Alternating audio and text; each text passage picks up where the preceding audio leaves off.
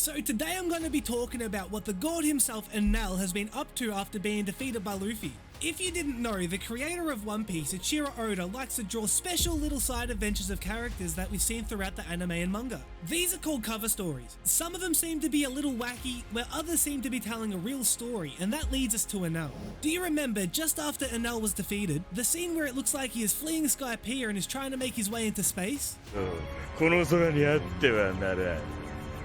Well, it turns out that old mate Enel made it all the way up to the moon. He jumps off his space boat and starts to embrace the feeling of finally being alone. Free from all the chaos down on Earth, he turns his attention over to a crater in the ground. Enel is able to spot a ladder, so he makes his way down inside the hole. To Enel's surprise, once he reaches the bottom of the hole, there is already somebody down there. He seems to be passed out, and it looks like he's wearing some kind of war outfit. Enel, though, not wanting to take any chances, does not risk it, saying attack first, think later. Then starts to smite down on the poor moon dweller. Instantly though, like the little man has been recharged, he stands straight up. The little guy, who announces himself as Lieutenant Spacey, states that he really respects Enel. So shortly after, Lieutenant Spacey starts to lead Enel to a different crater, explaining to him that Lieutenant Spacey really regrets running away from the enemy.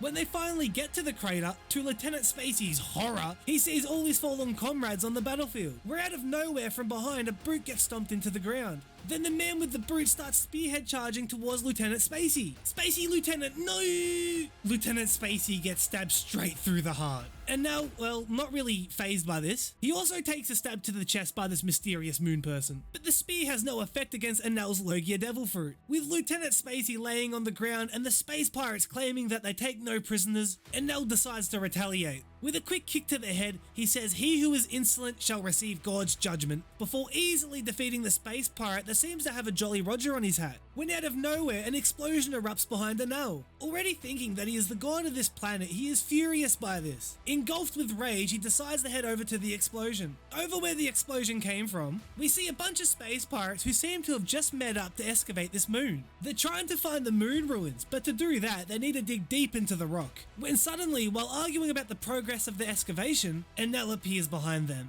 Then it cuts to a flashback back down on Earth just a couple of hours before Enel reached the moon. We then see an old geezer named Tsukumi crafting a cyborg that just so happens to be Lieutenant Spacey. This old geezer seems to be another scientist that actually lives on the same island that Dr. Vegapunk came from. And that island is called Karakuri Island, which is actually the same place that Frankie got sent to by Kuma before the time skip. Anyway, after Tsukumi finishes up fixing Lieutenant Spacey, he decides to go outside, watch the moon, have a couple of dumplings and kick back, where we see Lieutenant Spacey and 3 other cyborgs follow. While sitting on the balcony looking at the moon, they all see it explode. Startled by this, Tsukumi starts to have a fight with his dumpling and starts to choke on it. But sadly, the dumpling wins. The dumpling was too powerful and took the old geezer's life. So together, the 4 cyborgs say their farewell. Angry, the little 4 cyborgs, led by the man himself, Lieutenant Spacey, decide to go avenge their creator. So leaving Karakuri Town behind them, they buckle up, strap themselves to a couple of balloons, and start making their way up to defeat whoever is on the moon. Though on arrival, they are not met with open arms. It seems like it was the space pirates who caused the explosion. The 4 cyborgs,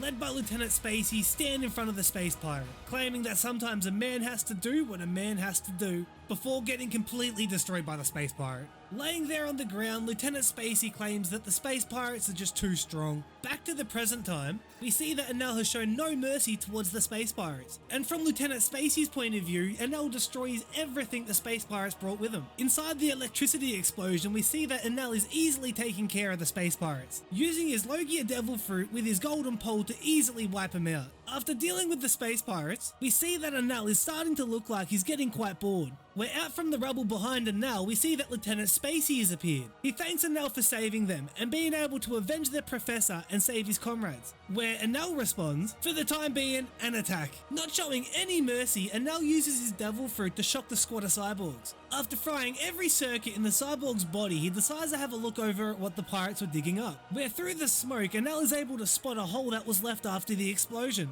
Enel decides to slide down the hill and make his way towards the entrance. He wonders what lies beneath the surface, so he decides to head in. Minutes of walking take place where eventually he is met with a city at the end of the hole. It looks like some sort of ancient temple, so Enel decides the best course of action is to use his Logia Devil Fruit ability to completely electrocute the whole city and light everything up. While doing this though, his ability starts surging energy into the ancient city. While this is happening, it seems that he's recharging a whole bunch of little cyborgs that look exactly like the 4 robots from Karakuri Town, though these ones seem to all have wings. After completely recharging basically an army of miniature cyborg angels, Lieutenant Spacey, along with his now awakened comrades that seem to have been recharged with Enel's ability, along with all the newfound cyborg angels, all surround Enel and start thanking the so-called destroyer for saving them. Enel is quite confused about this because he had no intent to help anybody. After some time, he decides to start to read some of the paintings on the ruins. He starts to notice that not even the small cyborgs have wings, but everybody does. The ruin also states that many years ago, before the Moon City, which is also known as Burka,